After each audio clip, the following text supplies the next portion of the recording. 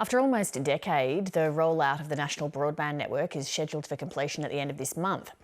Both sides of politics have grappled with the multi-billion-dollar infrastructure project. Now, in the first of a two-part series, we take a look at how to fix the problems that remain and who'll pay for it. This report from Alison Branley. So we're in the final days of the completion of the network rollout.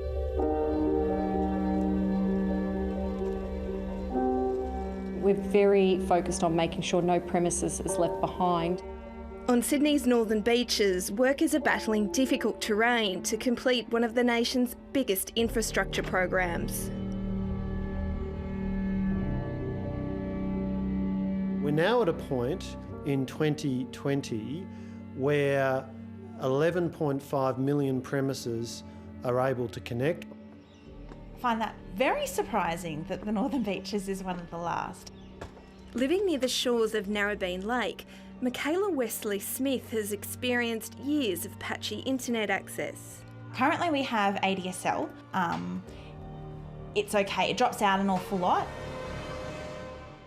In the last 2 years, we've completed construction to almost 5 million premises, and we've maintained the rollout pace and speed to ensure that we've remained on budget and on target to complete by the 30th of June. While Michaela awaits her broadband connection 1,000 kilometres away in regional Tasmania, the NBN has already become a part of daily life. This small school is one of the places where the massive cable rollout began a decade ago. How are you guys going with your task? What are you up to? Since you guys are back at school, what is it like? Do you guys have to, social distance lots?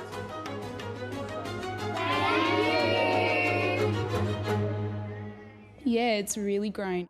And now we can use programs such as Zoom to be able to communicate with other schools, not only around Tasmania, but around Australia and around the world.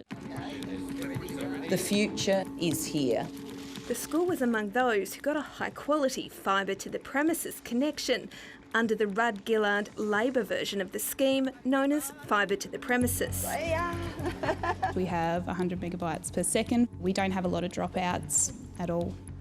Malcolm. How are you, mate? Terrific to see you, mate.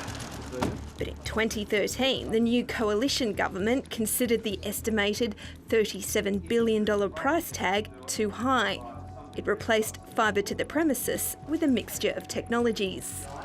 And we will bring very fast broadband to all Australians sooner, cheaper and more affordably. We wanted to get the network rolled out as quickly as possible. The technologies that have been rolled out in the NBN include satellite, fixed wireless, fibre to the home, we've had fibre to the basement, fibre to the curb and also fibre to the node. So has the NBN improved Australians' internet? Experts argue a key test for the project isn't download speeds, rather a measure of the network's congestion called latency. The time it takes for our information to go from our homes to the service provider is known as latency. New figures from analytics company Casper Data House show national latency times have almost halved since 2013. Over the past year alone, these lag times have improved by 11%, but that improvement may not be due to the NBN alone.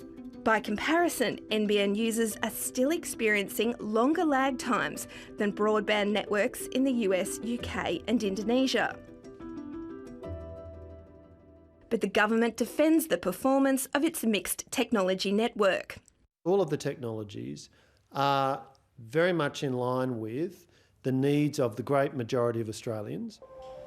Telecommunications analyst Ian Martin backs the government's model. You get the infrastructure built more quickly, you get customers on board more quickly, you get revenue on board more quickly. The NBN's first major test came this year, with millions working and studying from home due to the coronavirus pandemic. COVID quite substantially tested NBN's resources and resilience. Analysis by Casper Data House found that NBN lag times increased by up to 5% in most major cities during the lockdown. Only in Hobart and Perth did lag times continue to improve. There's no doubt that COVID-19 has been a big test. NBN has held up pretty well. But even bigger challenges for the NBN could lie ahead. Oh, it's very widely known that it will need to be upgraded. The question is at what rate it gets upgraded. They're quite big, expensive economic questions. Associate Professor Mark Gregory is a vocal critic of the NBN and its mix of technologies, especially fibre to the node. It's an old technology that is limited in the speeds that we can get across the copper. He estimates it will cost $7 billion to upgrade nearly 5 million Australian households with fibre to the node. That's $1,500 for each connection. There's an economy of scale to doing all of the homes at the one time. We were finding dropouts when it was heavy rain, where there was a lot of users at peak time. Software developer Matt Hall spent far more than $1,500 to have his home connection in Brisbane upgraded. Working from home and having a reliable fibre connection with speeds that can load the systems I need promptly is really important. We paid $11,000 and that was for them to change us from a fibre to the node connection to fibre to the premise. 6 months after paying for the upgrade, a developer came in and built properties near Matt's home. New buyers got to tap into his fibre for free. It's incredibly frustrating to know that I've essentially paid twice. Fibre to the node is just not going to be a solution that's going to work for Australians in the long term. Absolutely, I defend fibre to the node. A key reason that we chose the multi-technology mix was to get the network rolled out as quickly as possible. But with more than $50 billion already spent on the project, the question remains who could pay for a nationwide upgrade of fibre to the node. Major telcos like Vodafone and Optus have suggested splitting the cost. We are certainly open to different investment models as we move forward. We haven't achieved the goal of the NBN. And the goal of the NBN was to provide Australians with a future-proof network. The broadband that Australians needed was there for them in their hour of need.